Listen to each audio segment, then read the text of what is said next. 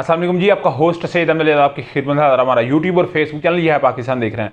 लाखों करोड़ों दोस्तों हज़रत मोहम्मद मुस्तफ़ा सल्लल्लाहु अलैहि वसल्लम और आले मोहम्मद पर GHQ जनरल हेडक्वार्टर रावलपिंडी के अंदर 4 रोज से फॉर्मेशन कमांड का एक इंतहाई अहम तरीन इजलास जारी था। अगर इसकी मैं बात करूं तो मैंने सुबह के वीलॉग में आपको इसका पूरा एक जो है वो पस मंज़र बताया और ये किस किस लिहाज से अहम थी उसका मैंने बताया। मगर कोर कमांडर कॉन्फ्रेंस से इंतहाई अहम तरीन ये एक फॉर्मेशन कमांड इजलास था। सुबह तक ISPR का बयान जारी नहीं था, मगर अभी ISPR साहब का बयान जारी हो चुका है। इस बयान के बाद बहुत सारी सूरत को वाजे कर दिया गया है। वाजे तौर पर नजर आ रहा है कि 9 मई के वाकयात के बाद जो एक योम शोहदा 25 मई को जो है वो गुजारा गया, उसमें फौजी की जो शोहदा की फैमिली थी, गाजियों को जो है वो सलाम पेश किया गया। सूत्र पे शोहदा की फैमिलियों को जो है वो सलाम पेश किया गया। आर्मी चीफ हाफिज आसिम मुनीर साहब जो है उन्होंने जाके दस्ते शफकत भी रखा उन बच्चियों या बच्चों पे जिनके वालिद ने इस पाकिस्तान की खातर अपने जानों के नजरानों तक को जो है वो पेश किया।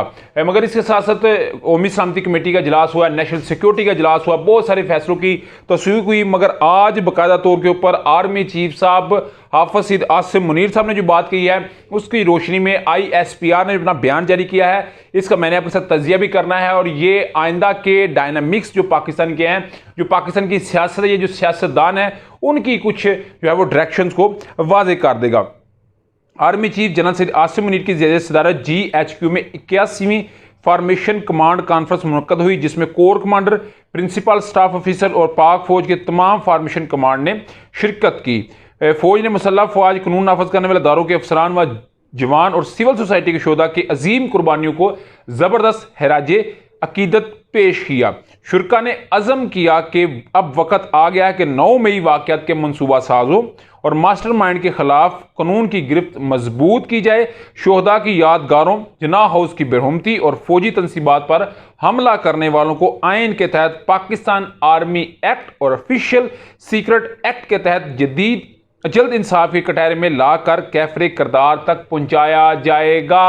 डेफिनेटली ये एक चीज का दोबारा से अज़म कर लिया गया। पहले नेशनल सिक्योरिटी या वैसे चीफ साहब जिधर जिधर गए, स्टाफ कॉलेज कोयटा गए, सियालकोट डिवीजन के अंदर आए, जिधर जिधर वो गए, मगर इस फॉर्मेशन कमांड में समझे खालिस्तान पाक फौज बैठी हुई थी और फिर वो लोग बैठे हुए थे जिनमें से मुस्तकबिल के लीडर हैं और जिन्होंने जाके दूसरी जगह कमांड करनी है।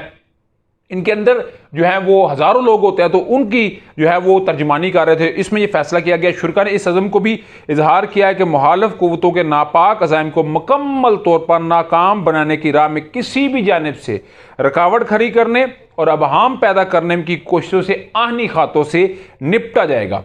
अफवाज पाकिस्तान मुल्क की सलामती और इस्तेहकाम के लिए किसी भी कुर्बानी से दरेख नहीं करेगी।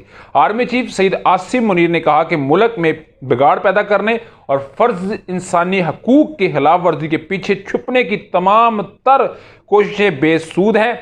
कसरत से जमा किए गए नाकाबिले तरदीद शवाहद को जुटलाना और ना ही बिगाड़ा जा सकता है। आर्मी चीफ का कहना था कि कानून नाफज करने वाले इदारों और सिक्योरिटी फोर्सेस पर पुरतशद्दद हमले, इंसानी हकूक की खिलाफ वर्जियों और सियासी सरगर्मियों को रोकने की बेबुनियाद इल्जामात का मकसद अवाम को गुमराह करना और मुसल्लह फौज को बदनाम करने के मजमूम सियासी मफादत का हसूल है।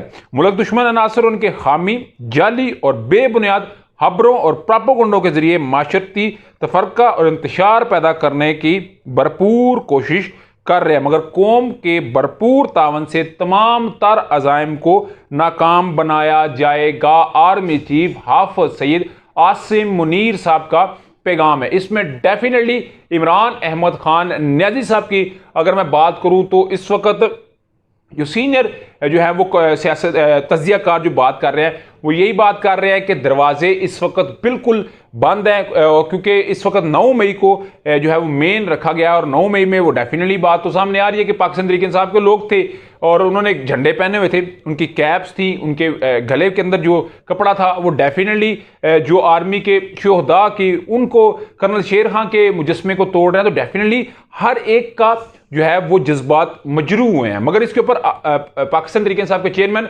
इमरान अहमद खान साहब ने भी आपने जो है वो मजम्मत की है, मगर आज का जो बयान है वो डेफिनेटली आइंदा मौजूदा इस सिनेरियो के लिए और आइंदा आने वाले सियासतदानों के लिए एक खुल्लम खुला पैगाम है कि हमारी एक रेड लाइन है, जो इस रेड लाइन को क्रॉस करेगा वो उसका खुद जिम्मेदार होगा। तो इसका जो है वो हर एक को बड़ी बेसब्री से इंतजार था और मैंने भी सुबह के व्लॉग में कहा था जैसे आएगा तो एक्चुअली सूरत तब वाजी होगी, मगर अभी जो सूरत वाजी हुई है इसमें किसी को बड़े खुल्लम खुल्ले क्लियर कट अल्फाज में बता दिया गया है कि हमने किसी को जो है वो रियायत उसके साथ नहीं बख्शनी। और पहले मैं बात कर रहा हूं कि इस दफ़ा जो पकड़ दकड़ का सिलसिला है, जो लोग गिरफ्तार हुए हैं उसमें ये बात आपने देखी है कि कोई बड़ा कोई छोटा, ये नहीं डिस्क्रिमिनेट नहीं किया गया कि ये जी कोई तगड़ा है तो उसको छोड़ दो, ये माड़ा तो उसको तार लो ना, इसमें हर एक को गिरफ्तार किया गया। सबसे बड़ी मिसाल खतीजा शाह है और वो जिस घराने से हैं